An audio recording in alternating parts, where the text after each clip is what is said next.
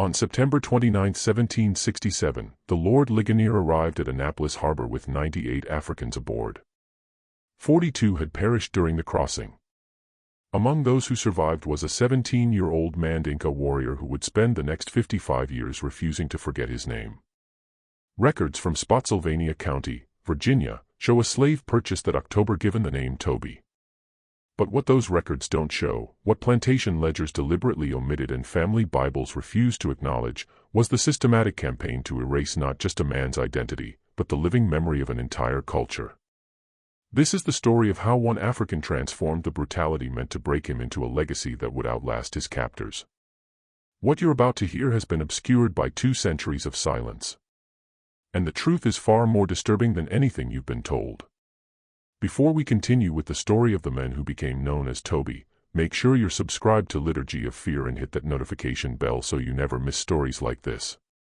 We'd love to know. Leave a comment telling us what state or city you're listening from right now. The details of what happened next come from sources that took nearly 200 years to surface.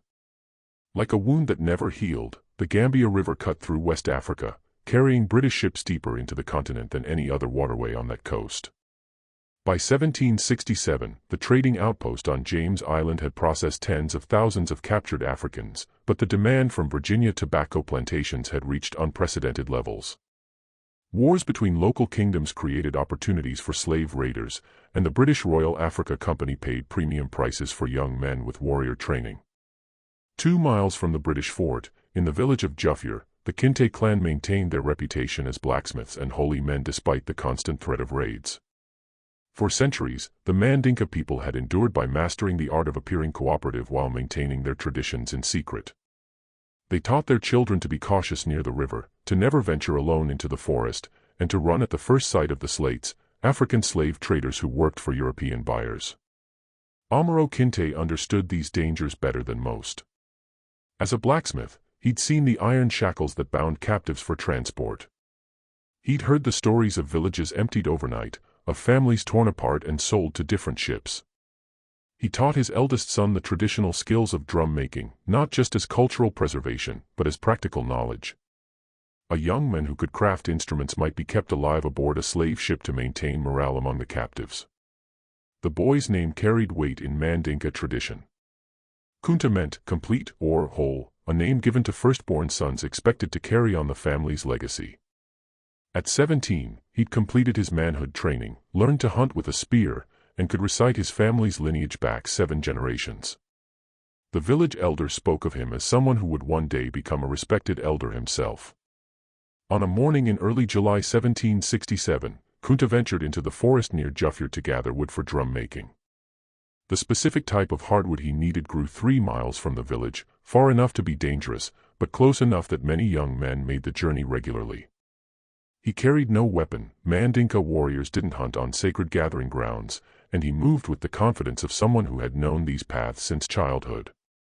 What Kunta didn't know was that British Colonel O'Hara's forces had arrived at James Island 3 days earlier, bringing orders for a large shipment of slaves to fill Virginia's labor shortage.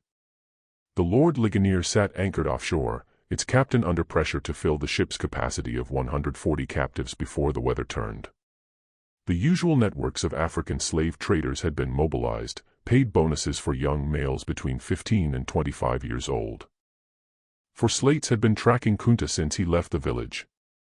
They were professionals, men who'd perfected the art of ambush over dozens of successful captures.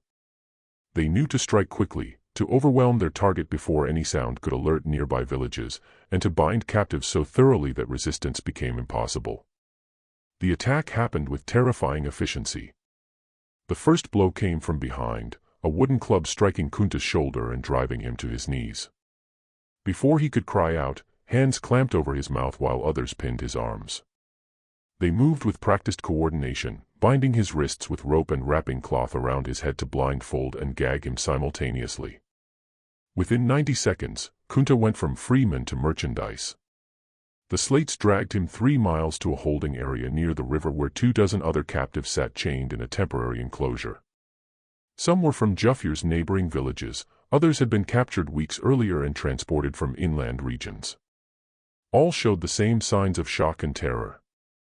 The sudden transformation from person to property happened so quickly that the mind struggled to process it. For 3 days, Kunta remained in that holding pen while the slates collected more captives. The conditions were deliberately brutal: minimal food and water, exposure to the sun during the day and cold at night, and the constant presence of guards who beat anyone who made excessive noise. The psychological impact was as calculated as the physical abuse. These men wanted captives who understood that resistance meant suffering, that cooperation was the only path to survival. When the Lord Ligonier's crew came to collect their cargo, they brought a British ship surgeon named Dr. Thompson. His job was to inspect each captive for disease, injury, or defects that might reduce their value. The examination was methodical and dehumanizing, checking teeth, feeling muscles, examining bodies with the same attention a farmer might give to livestock. Of the 32 captives presented, he rejected 7 as unsuitable. Kunta passed the inspection.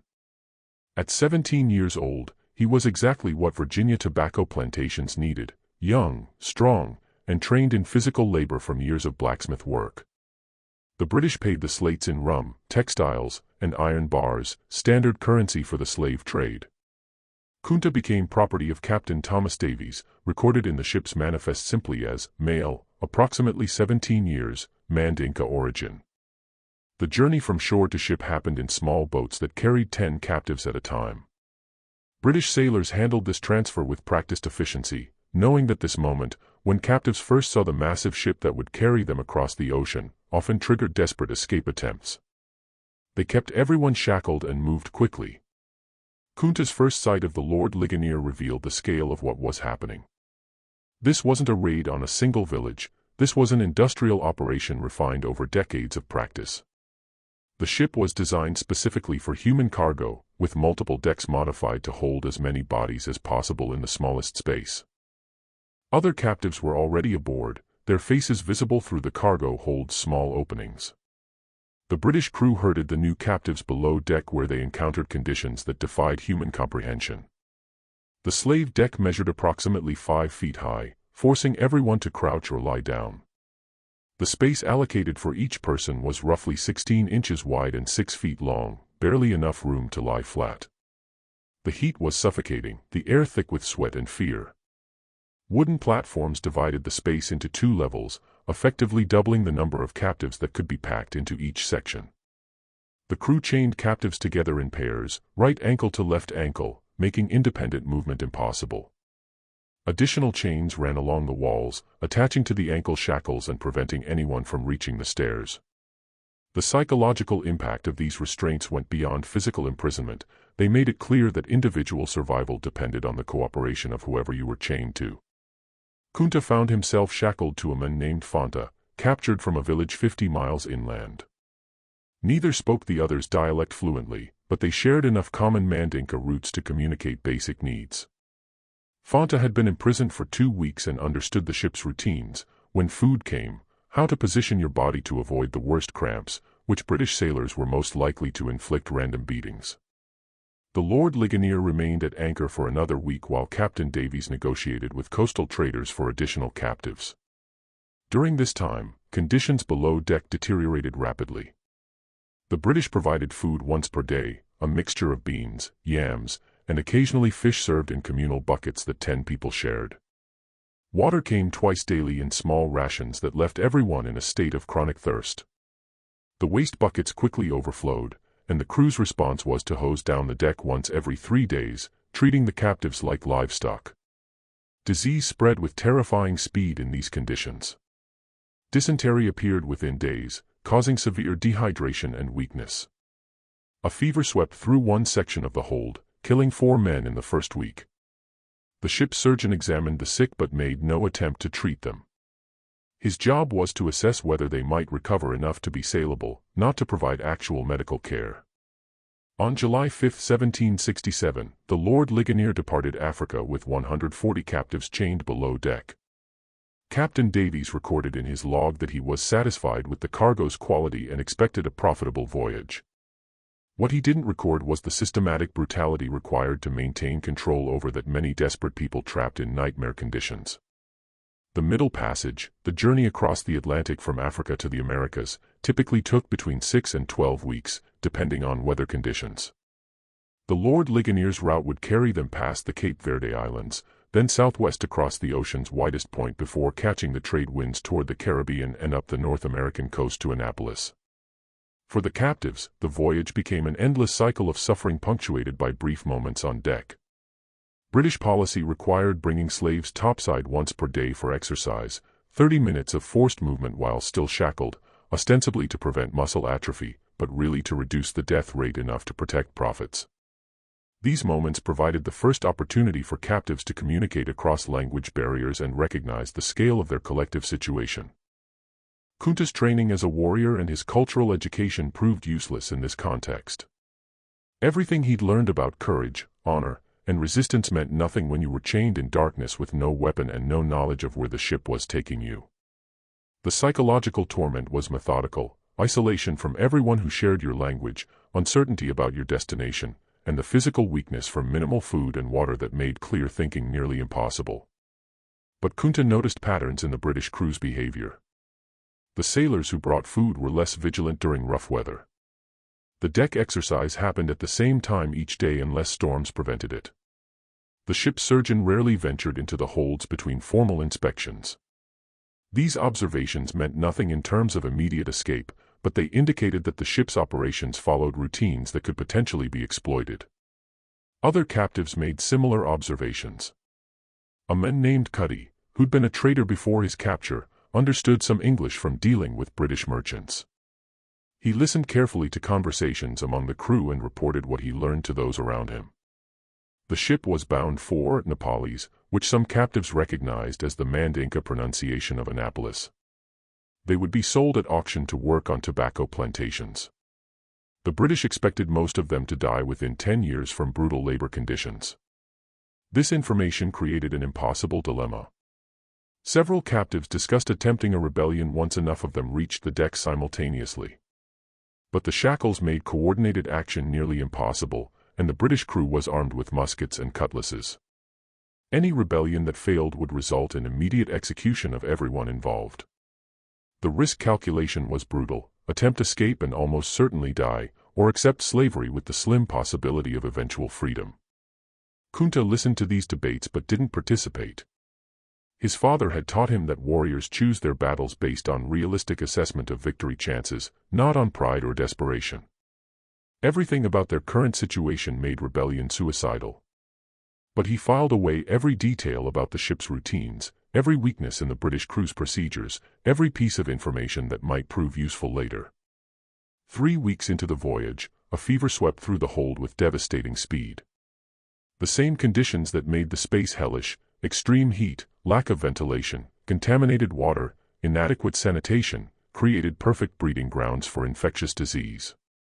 Men who'd survived capture and the journey to the ship died shackled to their partners.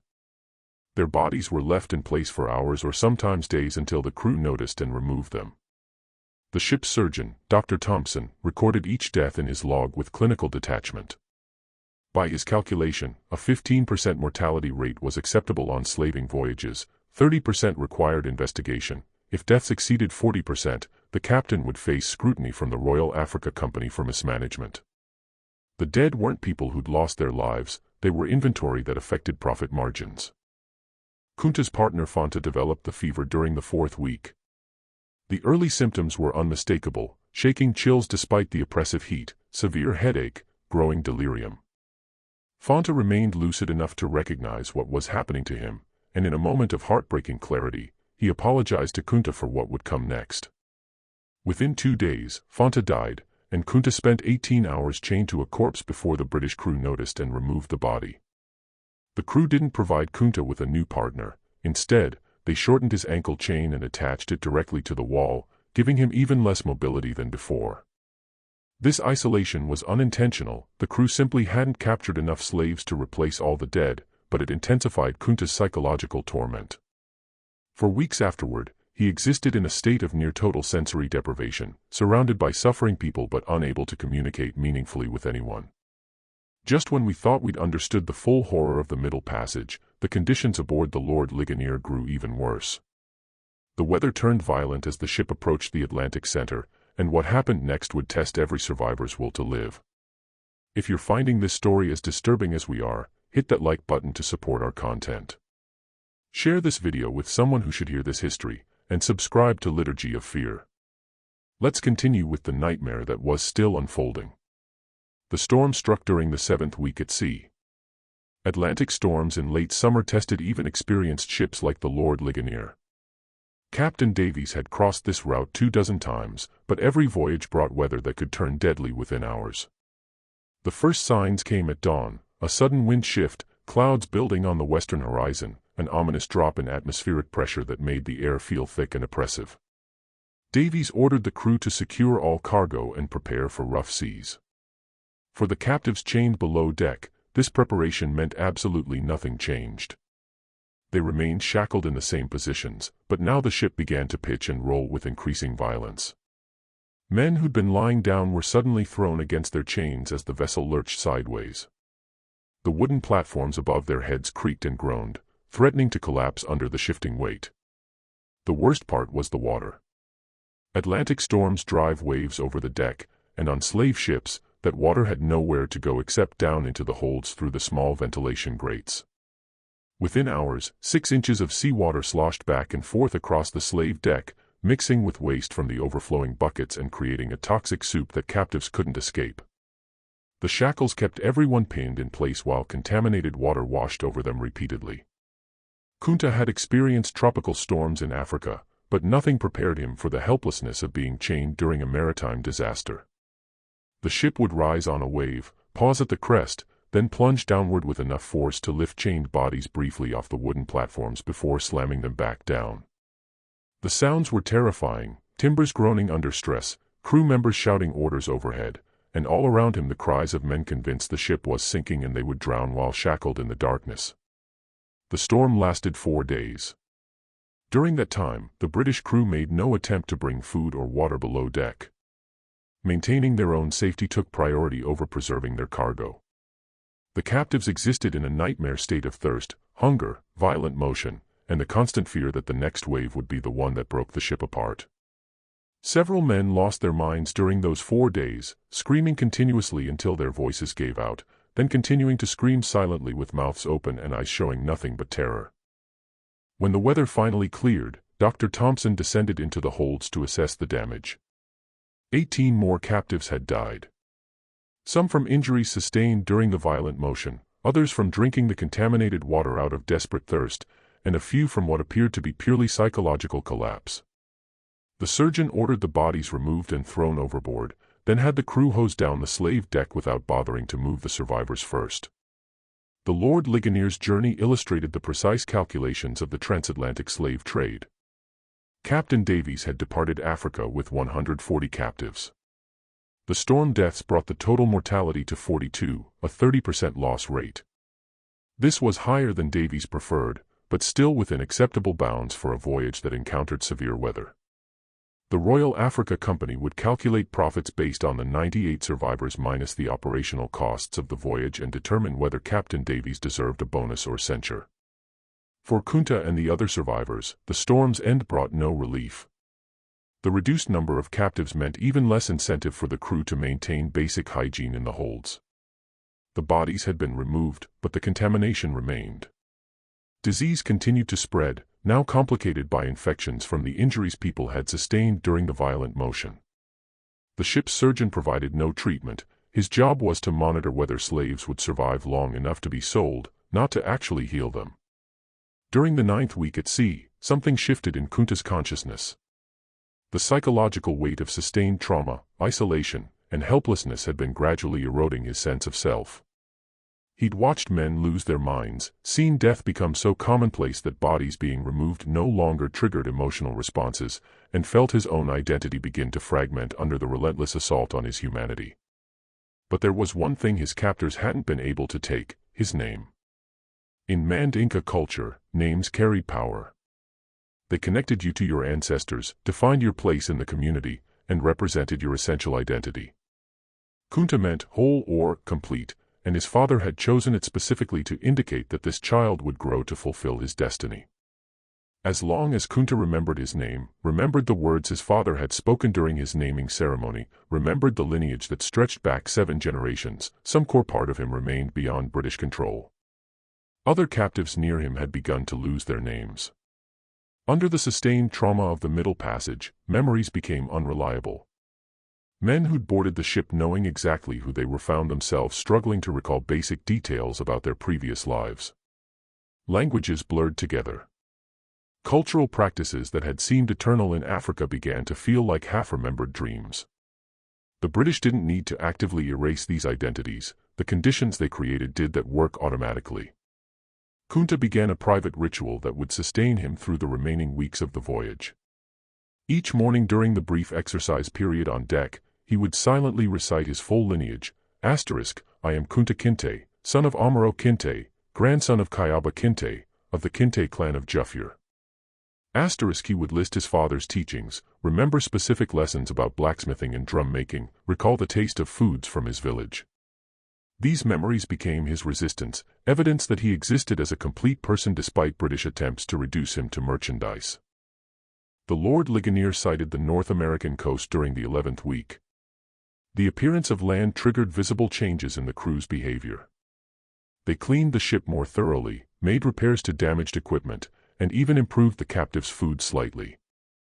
These preparations had nothing to do with humanitarian concerns and everything to do with market value. Potential buyers in Annapolis would inspect the cargo carefully, and slaves who appeared too weak or diseased would sell for reduced prices. On September 29, 1767, the ship entered Annapolis harbor. For the captives, this moment brought an impossible mixture of emotions. The journey that had killed 42 of their companions was finally ending, but what awaited them on land was decades of slavery with no clear path to freedom in a country whose language they didn't speak and whose customs were completely alien. The British followed a careful procedure for processing slave ships. First, the harbor master's officials would board to verify the cargo against the ship's manifest and collect customs duties.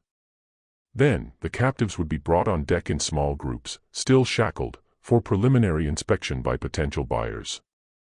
Only after this pre-sale viewing would the actual auction take place, usually within a week of arrival, to minimize the costs of feeding and housing the cargo. When Kunta first saw Annapolis, the contrast with Africa overwhelmed his senses. The architecture was entirely different, wooden buildings with peaked roofs instead of round mud structures with thatched covering. The climate felt alien, cooler and drier than the tropical humidity he'd known his entire life, and the people were almost entirely white, with only a handful of Africans visible working along the docks. The Maryland Gazette published an advertisement on October 1, 1767, just imported in the ship Lord Ligonier, Captain Davies from the River Gambia, a cargo of choice, healthy slaves, for sale at Annapolis on Tuesday the 7th of October. That phrase, choice, healthy slaves, represented the culmination of a commercial process that had transformed human beings into agricultural equipment. The 42 dead weren't mentioned in the advertisement. The trauma experienced by the survivors was irrelevant. What mattered to the Maryland tobacco planters was that 98 Africans were now available for purchase, ready to labor in conditions that would likely kill them within a decade. The auction itself happened at a tavern near the Annapolis docks. Potential buyers arrived to inspect the merchandise, examining teeth, checking for signs of disease, assessing physical strength. Some asked the ship's surgeon about the captives' origins, believing that certain African peoples made better workers than others. The surgeon described Kunta's group as Mandinka, generally considered suitable for agricultural labor and less prone to attempted escape than some other groups. This assessment was catastrophically wrong, but white colonists' understanding of African societies was so shallow that they treated all captured peoples as essentially interchangeable. John Waller arrived at the auction representing his family's tobacco plantation in Spotsylvania County, Virginia. The Wallers were a prominent family. John's grandfather had been a wealthy landowner, and the family maintained multiple properties worked by dozens of enslaved people.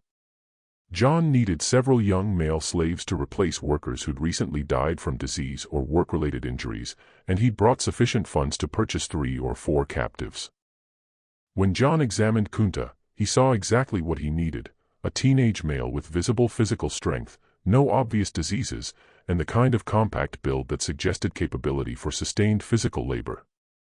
The fact that Kunta met his eyes directly, a sign of defiance that more experienced slaveholders would have recognized, John interpreted as evidence of intelligence rather than resistance. The bidding was brief, other planters were interested, but John offered a competitive price quickly and secured the purchase. The transaction was recorded in standard commercial terms: one Negro male, approximately 17 years old, paid in full, transferred to John Waller of Spotsylvania County. Kunta had been property of the British Crown while aboard ship. Now he was private property, with John Waller holding the same legal rights over him as over any other farm equipment. The journey from Annapolis to Spotsylvania County took 3 days by wagon. John transported his new purchases in the cargo bed, still shackled, with minimal food and water. This wasn't deliberate cruelty, it was standard practice based on the widespread belief that slaves needed to understand their inferior status from the first moment. The 3-day journey provided John with opportunities to communicate basic commands in English, teaching the captives words like work, stop, food, and sleep. Kunta understood nothing. The English language bore no relationship to Mandinka or any other African language he'd encountered. The sound seemed harsh and angular, lacking the tonal qualities that made Mandinka words carry multiple meanings depending on pronunciation. Without any shared linguistic foundation, communication happened entirely through gesture and repetition, with violence as the primary teaching tool for compliance. The Waller plantation occupied several hundred acres along the Rappahannock River. Tobacco was the primary crop, supplemented by corn and vegetables grown for local consumption. The labor force consisted of approximately 30 enslaved people, mostly African-born, with a few second-generation slaves who'd been born on the plantation. A white overseer named Connolly managed daily operations under John Waller's general supervision, and Connolly's approach to management relied heavily on intimidation and selective violence to maintain control. When Kunta arrived at the plantation, the enslaved community watched with the wary assessment of people who understood that new arrivals changed the social dynamics. Would these Africans be cooperative or defiant? Did they speak any common language with the existing workers? Were they skilled in any crafts that might earn them lighter work assignments, or would they become field hands subject to the most brutal labor? John Waller's first order of business was renaming his new property. In his ledger, he recorded, "Negro male purchased Annapolis October 1767, given the name Toby." This renaming wasn't arbitrary, it was a deliberate step in the process of transforming a person into a slave. African names were too difficult for white people to pronounce, supposedly, and more importantly, they represented cultural identity that needed to be erased. A slave named Toby had no connection to Africa, no history beyond what his owner permitted, no identity except as property. When Connolly introduced Kunta to the other slaves using this new name, pointing at him and saying Toby repeatedly, Kunta's response was immediate and instinctive. He pointed to himself and said clearly, "Kunta Kinte." Connolly interpreted this as failure to understand rather than refusal to comply, and repeated the name more slowly and loudly. "Toby." "Kunta Kinte," Kunta said again with the same clear insistence. In that moment, the fundamental conflict that would define the next 5 decades of his life became explicit. John Waller owned Kunta's body, controlled his labor, could sell him or beat him or work him to death. But Kunta's name, the core of his identity, remained his own. Connolly's solution to this communication problem was violence. He struck Kunta across the face, then repeated the name Toby while pointing at him. Kunta responded by saying his real name again. Connolly struck him harder. Kunta, drawing on his warrior training and his father's teachings about dignity under duress, maintained eye contact and repeated Kunta. What Connolly and John Waller failed to understand was that they were witnessing cultural values that had sustained the Mandinka people for centuries. Kunta had been taught that names carried power, that identity transcended physical circumstances, and that a man who accepted a false identity lost something more essential than life itself. From Kunta's perspective, being beaten for asserting his name was painful but acceptable. Accepting a false name would mean spiritual death. This confrontation continued for 3 days. Each time someone called him Toby, Kunta would correct them with his real name. Each correction earned physical punishment, beatings, reduced food rations, isolation. The other enslaved people on the plantation watched this conflict with mixed emotions. Some admired Kunta's courage, Others saw it as foolish resistance that would bring harsher treatment for everyone. An older enslaved man named Fiddler, who'd been born in Africa but had lived in Virginia for 40 years, approached Kunta during a work break. Speaking in broken Mandinka mixed with English, Fiddler tried to explain the reality of their situation. The white men owned everything, including the ability to determine names. Resistance on this point was futile and would only bring suffering. Better to accept the name Toby publicly while maintaining your true identity privately. But Kunta couldn't accept this compromise. His father had taught him that partial surrender to injustice inevitably led to complete surrender. If he accepted a false name, even in public, he would be acknowledging the white men's power to define his identity. That acknowledgement would be the first step toward becoming the property they claimed him to be, rather than a person who was being held in unjust captivity. On the fourth day, John Waller brought Kunta to the plantation's main house for what he called a lesson in obedience. The process was systematic and deliberately public. Waller had Kunta tied to a post in full view of the other slaves, then explained through Connolly's translation what was about to happen. Kunta would be whipped until he accepted his new name. This wasn't punishment for specific misbehavior, it was an educational demonstration about the nature of absolute power. The whipping began with methodical precision. Connolly used a leather strap designed to cause maximum pain without inflicting injury severe enough to reduce Kunta's value as a worker. After each strike, Waller asked the same question, "What is your name?" When Kunta responded, "Kunta Kinte," another blow fell. This torture continued until Kunta lost consciousness. When he revived hours later, chained in the quarters where enslaved people were housed, he found himself surrounded by other Africans who'd been watching the entire demonstration. Their faces showed a mixture of sympathy, fear, and resignation. They'd all been through similar lessons when they first arrived. They'd all learned that resistance led to suffering with no possibility of victory. But they'd also noticed something that John Waller and Connolly had missed. Despite the beating, Kunta had never once said the name Toby. He'd lost consciousness from pain before surrendering his identity, and that fact resonated with people who'd been forced to compromise themselves in countless ways just to survive. The next morning, still injured from the whipping, Kunta was assigned to tobacco field work under Connolly's direct supervision. Tobacco cultivation in 1767 Virginia was brutally labor-intensive. The process required planting seedlings by hand, constant weeding, removing tobacco worms, topping the plants at the correct growth stage, harvesting leaves as they ripened, and hanging them in curing barns. Each step was time-sensitive and required knowledge that Kunta didn't have. Connolly's teaching method consisted of demonstrating an action once, then beating anyone who failed to replicate it correctly. By this logic, a slave who didn't understand English should learn quickly through pain association. The reality was that Kunta spent his first weeks in constant confusion, never quite certain what was expected, always one step behind the other workers who'd had years to learn the routines.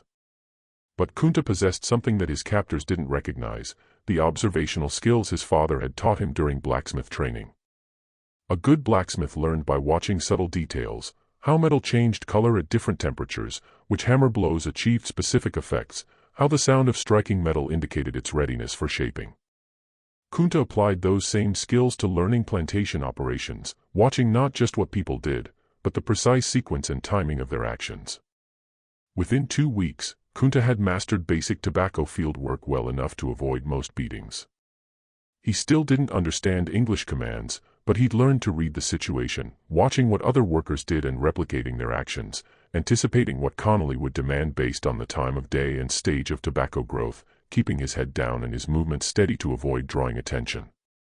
The other enslaved people began to recognize that this African newcomer was different. Most recently arrived captives existed in a state of psychological shock for months, moving through their work like automatons, barely aware of their surroundings. Kunta was clearly traumatized. His eyes showed the same 1,000-yard stare that everyone developed after experiencing Middle Passage horror, but he remained alert and engaged in a way that suggested his mind hadn't been broken. This psychological resilience came from the same source as his refusal to accept a false name, his father's teachings about maintaining dignity under oppression. Amaro had lived his entire life 2 miles from a British slave fort. He'd raised his children with the explicit understanding that their freedom was fragile and could be stolen at any moment. But he'd also taught them that inner identity, the knowledge of who you really were, could never be taken unless you surrendered it willingly. The weeks turned into months, and a routine emerged.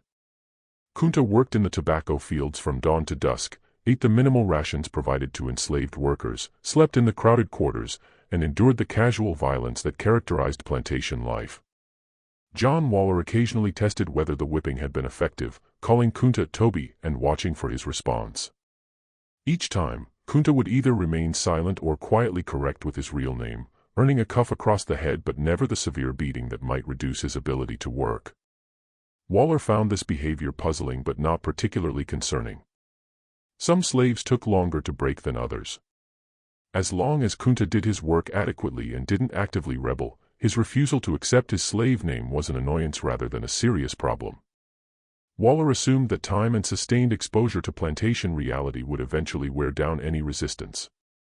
What Waller didn't recognize was that every day Kunta maintained his name, he won a small victory against the system designed to destroy him. And other enslaved people on the plantation noticed those victories. They saw an African who'd survived Middle Passage horror, endured whippings for refusing to surrender his identity, and somehow maintained his essential self despite everything slavery inflicted on him. As winter approached in late 1767, Kunta had been enslaved for 6 months, captured in July, transported across the Atlantic, sold in October, and worked through the tobacco harvest season.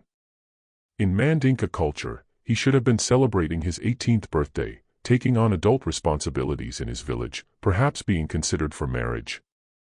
Instead, he was property in a foreign country, doing agricultural work he'd never trained for, unable to communicate in the local language, and surrounded by people who'd been so thoroughly broken by slavery that most had forgotten resistance was even possible.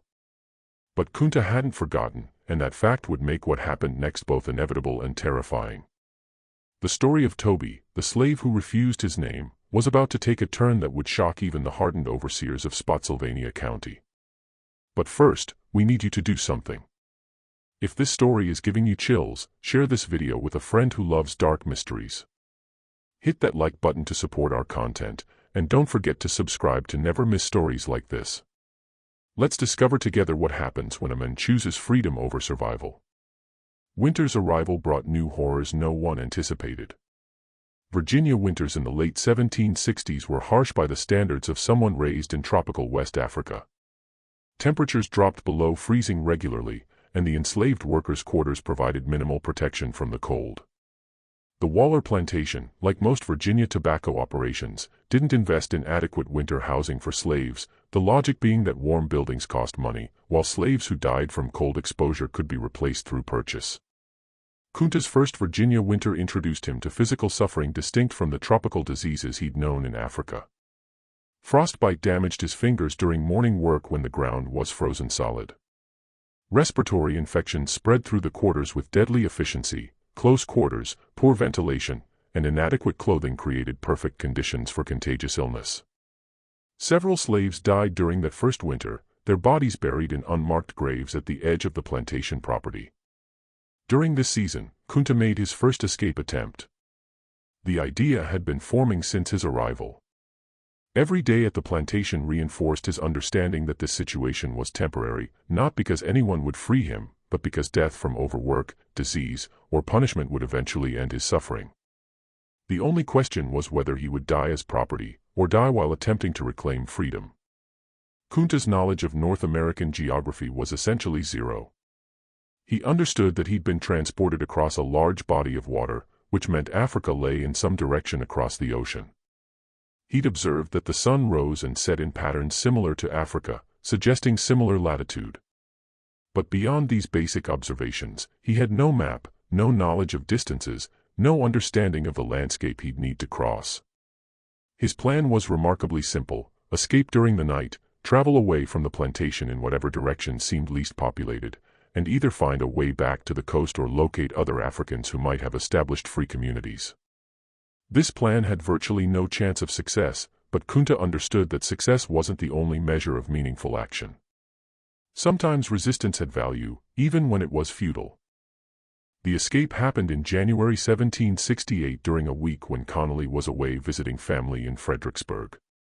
The remaining white supervisor was less vigilant about evening headcounts, and Kunta had noticed a pattern. If all slaves appeared to be present during the initial evening check, no one verified later in the night. The winter cold meant everyone stayed inside the quarters as much as possible, so unusual movements were less likely to be noticed. Kunta waited until approximately midnight, then quietly exited the quarters through a rear door whose lock had been damaged for weeks. He moved carefully, knowing that dogs might be loose on the property and that several white families lived within half a mile of the Waller plantation. His clothing consisted of the minimal rags provided to field workers, entirely inadequate for winter weather, but the only option available. For the first 3 miles, everything went according to Kunta's limited plan. He followed a creek bed heading roughly north, reasoning that waterways might eventually lead to larger rivers and ultimately the ocean. The physical challenge was immediate. His feet, inadequately protected by crude shoes made from scraps, began to suffer from the cold within an hour. The winter landscape was utterly alien, nothing like the African forest he'd known. Near dawn, Kunta heard dogs barking in the distance behind him. The sound triggered an immediate understanding. The plantation had discovered his absence, and professional slave catchers were already pursuing him. These weren't random farm dogs, they were tracking hounds trained specifically to hunt escaped slaves, capable of following a scent trail for miles. What happened next illustrated the ruthless efficiency of the 18th-century Virginia slave-catching system. Connolly had returned earlier than expected and noticed Kunta's absence during the morning work call. He immediately contacted Thomas Matthews, a professional slave catcher who operated throughout Spotsylvania County. Matthews maintained a team of trained dogs and several assistants who specialized in tracking and recovering escaped slaves. Matthews' approach to slave catching was methodical. He started at the point of escape.